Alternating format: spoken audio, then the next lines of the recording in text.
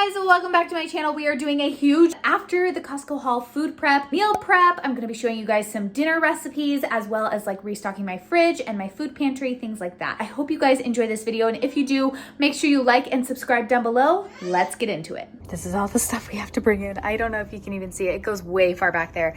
If you guys have missed this Costco haul, I will link it down below for you guys, but I just spent $440 at Costco.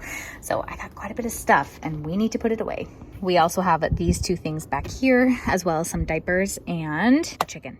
That's very important. Here's what we've got going. I cleaned out everything that needed to be cleaned out prior to bringing everything in. And then we still have some stuff we need to put in the food storage as well. But you gonna help me? I had him try one of these little smoothie pouches, and I think he's liking them because he's almost done with that one. But I was hoping these would fill him up a little bit better than applesauce. Yes?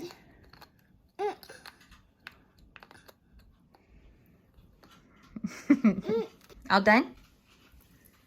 You want some water? A quick little time lapse here for you guys. I'm just refilling my freezer and my fridge, trying to put away all the perishable stuff. You guys know the drill. Basically, I'm putting away all of the refrigerated and like freezerized items. That is not the right word, but pregnancy brain is getting me. So putting all those away, making our fruit drawers. I absolutely love the fruit drawers. They're like my favorite part. And then making a box to also go into our food storage, and then setting up our fruit corner over here. Here's my box full of recycling, everything that needs to go out. I'm about to make Logie Bear some chips and dip, and then these are going to go in our food storage. We've got our fully stocked fridge here. I will be prepping these berries and stuff with you guys in this video, as you guys know. We've got his superfood smoothies up there, some more dates because Mama's about to go in labor here in the next, I'd say, month to 6 weeks. So we got to be prepping. I love our fruit drawers down here. That's like my favorite part with the apples and the cuties and oranges. And then these things need to go into our freezer. Are you eating your snack? That looks yummy. He's having the pickles that we just got, off the Eaten Path Rice Crisps, and then some bitchin' sauce. It's food storage time. I know this is some of your guys' favorites because I have it fairly organized down here. I've done several videos on how I organize my food storage. I'll leave those videos linked in the description box down below. And I actually do have a food storage tour coming up soon. So I like to just go ahead and kind of organize things as I go, like keep them organized. So that's what you'll see me like straightening everything up, just so it doesn't become a huge mess to do later on. And then I'm also refilling our freezer right here with just a couple of the frozen things that we got. And then I will be moving on to making one of our dinner recipes today. So right now I'm making an instant pot of rice. I'm just doing 3 cups of rice to 3 cups of chicken broth, or any kind of broth that you want. And then you set it on high pressure. You seal it for, I believe it was 22 minutes cooking, and then you let it naturally release for 22 minutes. I think I'm correct on that. You kind of have to play around with it. I used short grain brown rice, so if you use any kind of other rice, it's going to be a little different. But we're making stuffed peppers tonight, so this is how I do mine. I go ahead and slice mine in half, make sure they're all, peeled out and things like that. Throw them in the oven at 425. For about 20 minutes so that they can cook on their own, so the whole thing doesn't take too long. And then I'm going to start on my ground beef and just kind of mash it up with my meat masher. I don't really know what that's called, like a meat chopper. It just helps chop up your meat a lot faster. But then in the meantime, while my ground beef is cooking, I'm actually going to go ahead and pull all of the chicken off of this rotisserie chicken that I grabbed at Costco. You guys know I love their rotisserie chickens. I know they're not the best for you, but sometimes it's really nice to just have some rotisserie chicken on hand. And so typically what I do with this is I'll take it all off of the chicken, I'll put it on my cutting board like I'm doing right now, and then I'll kind of give it like a rough chop. I don't want to take it too small, just because when I go back to cook this again, the chicken kind of breaks apart and becomes smaller. I just don't want it to become totally invisible in whatever dish that I'm using it in. So then after I've kind of chopped it small, I will go ahead and put it into the Ziploc bag that you see sitting right there, which I kind of have propped open by folding it over on itself. And then I will throw it into the freezer. And this is super easy to take out and defrost. You can defrost it in your fridge. And then your meat is all ready to go for whatever meal you're using it for. But you'll see throughout this video, I am multitasking all all the time. I would never get anything done if I wasn't multitasking. So here I'm just pulling out some of the ground beef for our pups so that they can have some. And then we are using some of that Trader Joe's taco seasoning mix in our beef. And I do not use a full packet of this stuff. So if you guys ever go out and try it, just be careful because it can be spicy. I usually just do a half a packet for, this is a pound and a half, about a pound and a half of ground beef. And then I do a little water in it too to kind of set it all together. And then in here, I'm just making our mixture that's going to go into our peppers, which is just some of the Instant Pot rice, a can of drained and rinsed black beans, and then the meat, and then like 3 spoonfuls of whatever salsa you want. Just make it to your desired consistency. And then I pulled my peppers out of the oven after they cooked for about 20 minutes, and I'm just filling them all up. That's all I'm doing right here, is making sure they're all filled with enough filling. You want to make sure you make enough filling because there's nothing worse than getting a stuffed pepper and there's not enough filling to the pepper ratio. So after I fill it all up, I'm going to top them with cheese. You'll see on the left-hand side, I have dairy-free cheese on mine from Trader Joe's. And then on the right-hand side, Derek has his regular cheese, which I will admit, his regular cheese looks so much better. Probably tastes better too, honestly, but here are Derek's that I ended up pulling out for him just so you guys can get a good look at them. I just threw them back in the oven for another like 10 minutes on that same 425 and they were ready to go. So moving on to the next day, sometimes these food preps do take me a couple of days, especially when I'm working around Logie Bear.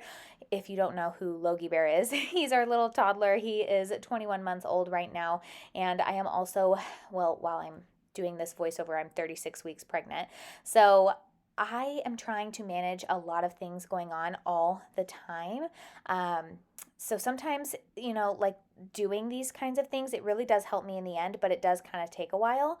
So I am just going to be cutting up a pineapple, which you guys saw, and I'm going to be making another meal for you guys to show you guys another recipe. We're making some goulash, and right here I have my ground beef that I'm putting into my pan, which you can see it wasn't fully defrosted, so I'm just working to kind of try and break it up with that meat chopper.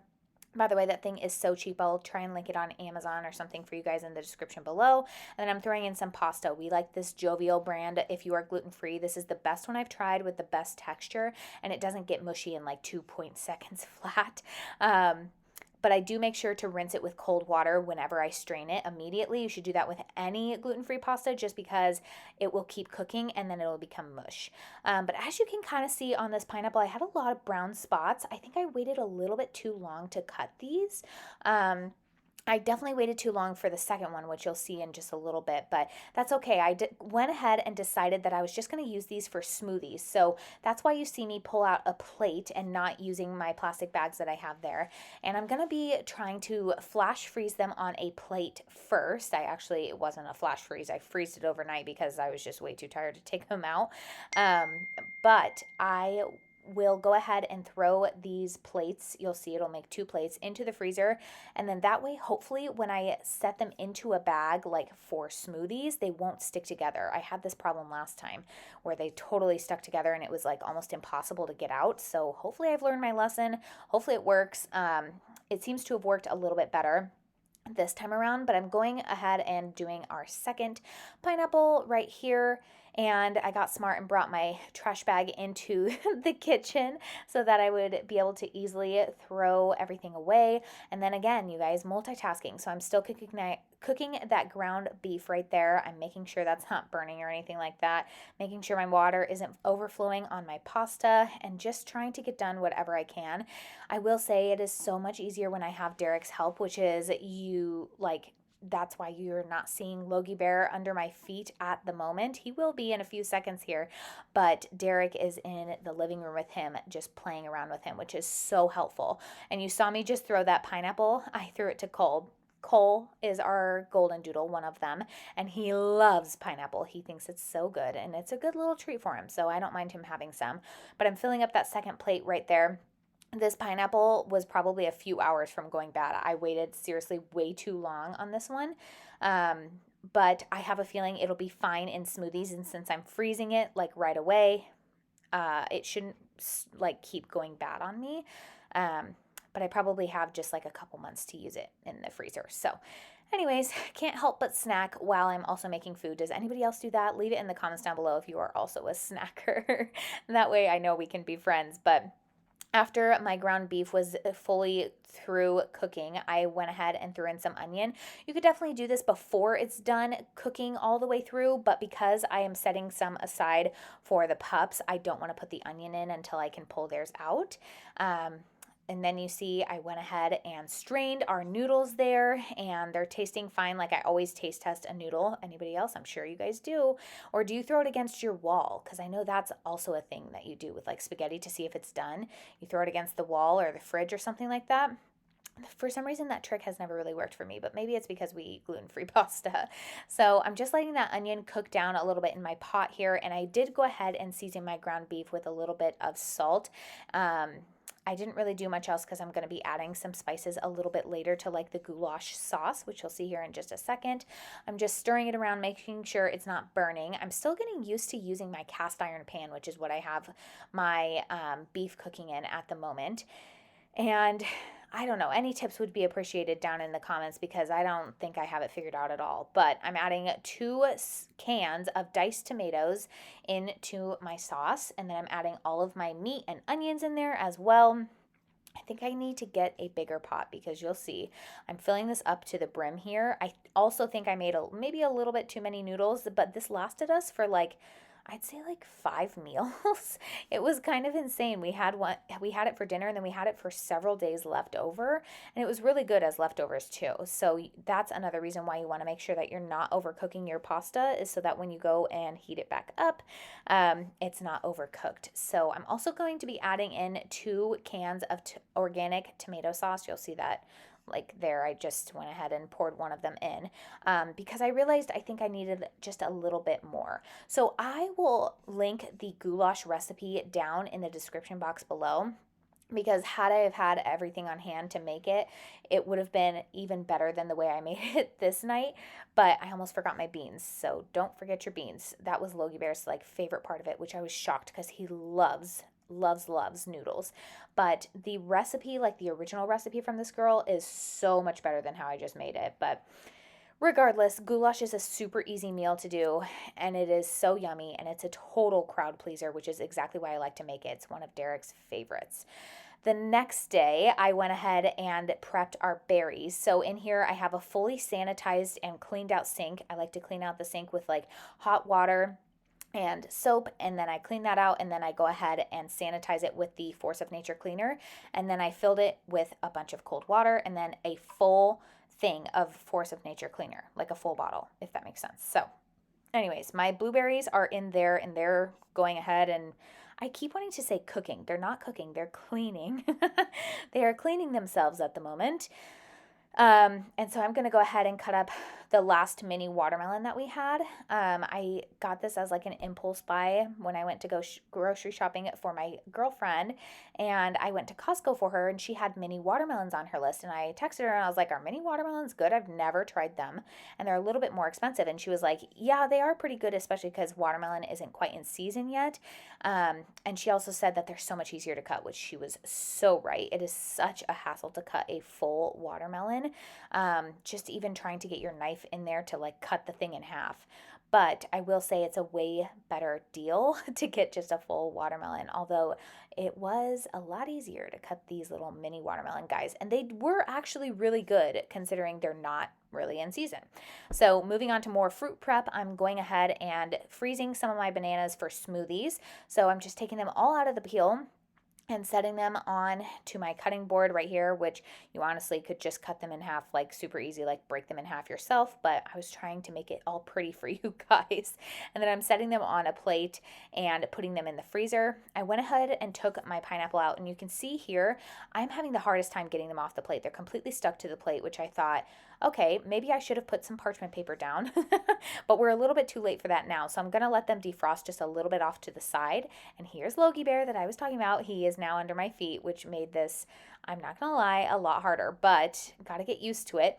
I went ahead and did a whole nother bunch of bananas that are going into the freezer as well, because I always use those in smoothies. And then our berries were ready to be drained. So I went ahead and rinsed them off, and then we're going to lay them on these little kitchen towels. that I have been loving and using instead of paper towels. So we're going to let those kind of drain off as well, and then move on to our strawberries and get those going in the cleaning solution so that they can start doing their thing, because I usually leave the fruit in the cleaning solution for about 10 minutes. You'll see me taking out the strawberries because I just didn't have enough room in that strainer to get them all clean and under the water. But then I just take these berries and put them into a bowl so that they're easy to grab for everybody in the fridge, and they go so crazy fast. We hardly ever have fruit go bad on us because I like to make it easy and accessible. And then our pineapple by this point had kind of defrosted enough to the point where I could get it off the plate, but it wasn't fully defrosted. You don't want it to be fully defrosted because then when you put it in the bag, it's going to stick together again. So I have not tried to use this pineapple since making this video. I'm hoping that it doesn't stick together. I would assume I did it correctly, hopefully, but I'm just throwing it into that freezer safe bag and then pushing all the air out and throwing it into the freezer. And then we're going to rinse and drain our strawberries. You guys guessed it. We are just moving right along in this video. I'm hoping this keeps you guys motivated so that you can get all your to-do list things done, get all your food prepped. I feel like it makes my week go so much easier, especially when somebody is begging for a snack, aka Logie Bear.